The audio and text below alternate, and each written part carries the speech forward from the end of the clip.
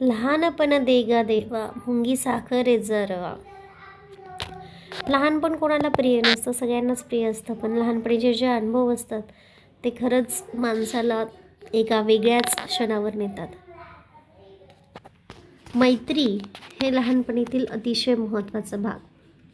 असं म्हणतात, तेज असावे सूर्यासारखे, प्रखरता असावी चंद्रासारखी, शीतलता असावी चांदण्यासारखी आणि मैत्री असावी तर तुझ्या आणि माझ्यासारखी.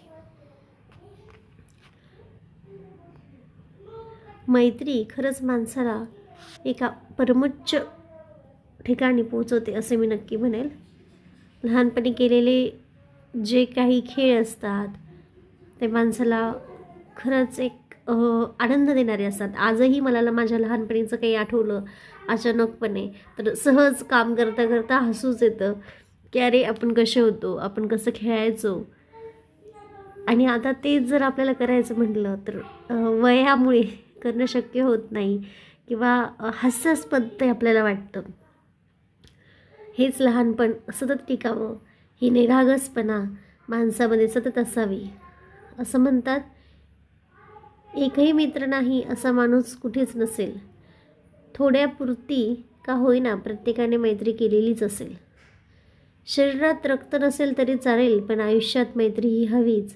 कितीही जुनी झाली तरी ती नेहमीच वाटते नवीच. रक्ताच्या नात्यात नसेल एवढे मैत्रीच्या नात्यात ओढ असते. कशी असली तरी शेवटी मैत्री ही गोडच असते. मैत्री म्हणजे त्याग आहे, मैत्री म्हणजे विश्वास आहे. हवा फक्त नावापुरती, मैत्री तर खरा श्वासच आहे. मैत्रीच्या या नात्याबद्दल लिहिण्यासारखे खूपच आहे. खरे नाते नसले तरी मैत्रीला एक वेगळेच रूप आहे. मैत्रीला कधीही गंध नसतो, मैत्रीचा फक्त छंद असतो. मैत्री सर्वांनी करावी, त्यातच खरा आनंद असतो. असाच नैतिकचा मित्र दक्ष आठरे आणि नैतिक गरड ह्या दोघांची मैत्री खूपच उत्तुंग अशी आहे. आणि त्याच ह्याच्यावर सुट्टीच्या दिवसांमध्ये त्या दोघांनी एक पूर्ण दिवस एकत्रितपणे व्यतीत केला. त्याचे हे काही क्षणचित्र मी अतिशय प्रेमाने शेअर केलेले आहेत. नैतिकला मोठ्या झाल्यानंतर ज्यावेळेस हे बघेल त्यावेळेस त्याला खूप आनंद होईल की अरे आपण असं होतो.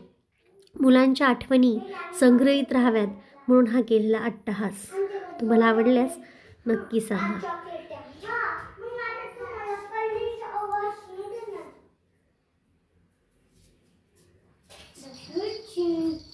आपल्याकडे पक्षी आहे. नैतिक नको तुटत असतं. नैतिक